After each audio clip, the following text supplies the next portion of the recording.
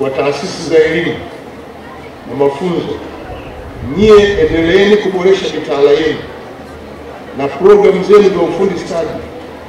Tunataka muendelee kuweka mpango wa teknolojia na ubunifu ili vijana wetu waweze kuwa na ujuzi unaoendana na mahitaji ya soko la ajira kwa sasa na hapo baadaye. Mpango wa kukuza ubunifu, teknolojia na uchumi wa kidijitali usimamiwe vizuri na wizara zote, taasisi zote, mikoa na wilaya, kwamba taasisi za serikali kwa pamoja na wadau wote mfanye uwekezaji katika majukwaa ya kidijitali, teknolojia za kisasa na ubunifu, ili vijana wetu wawe mstari wa mbele katika mapinduzi ya kidijitali ikiwemo na ubunifu wa teknolojia. Naitwa Israeli John Jago, mwanafunzi wa kidato cha 5 PCB, shule ya Kongwa Sekondari, wilaya ya Kongwa, mkoani Dodoma. Kwanza najisikia vizuri sana baada ya kuwa mshindi wa 4. Kiukweli nipende kumshukuru Mwenyezi Mungu kwa ajili ya hii nafasi. Walistahili wengi, ila Mungu akaona mimi imenifaa.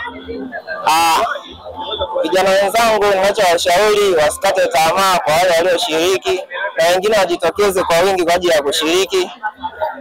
Uandishi wa insha una faida mbalimbali, mfano unatusaidia kujifunza historia, pia nakuza lugha na kadhalika.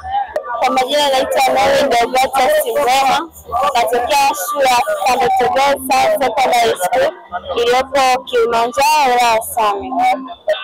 Kwa siku ya leo kifupi nimejisikia furaha na amani kabisa kwa kuwa mshindi wa 5 katika mashindano ya insha. Ningependa kuhamasisha wanafunzi wenzangu waendelee, wapambane, kama kushinda kitu cha kawaida, lakini sasa tunabidi kuendelea kujifunza historia ya nchi yetu kama ilivyo mashindano ya leo. Pia ningependa kuomba waasisi wa haya mashindano waendelee kuleta mashindano mengine ili wanafunzi waendelee kujijenga zaidi kuhusu historia ya nchi.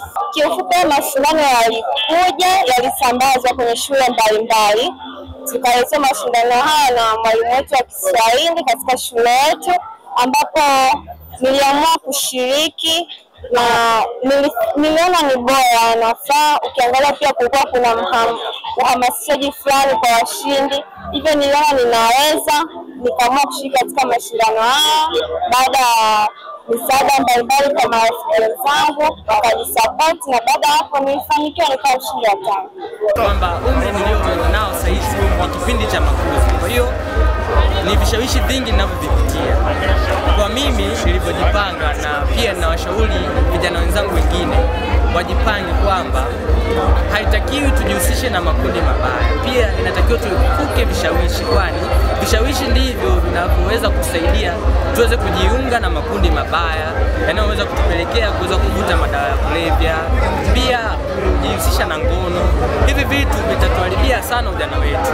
Kwa hiyo inatakiwa tuwe imara na tuwe na nguvu ya kujiamini pamoja na kuweza kuhimili kila hali ambayo tunakutana nayo katika maisha yetu.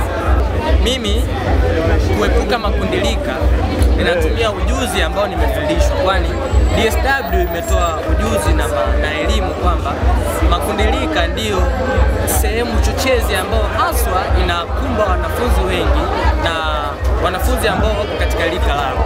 Kwa hiyo kutokana na elimu hiyo ninajiepusha kuwa na msimamo binafsi katika kufanya maamuzi yangu na kujiamini kwa kile ninachokifanya, kwamba mimi ninaweza, bila kufuata makundilika, bila kufuata msukumo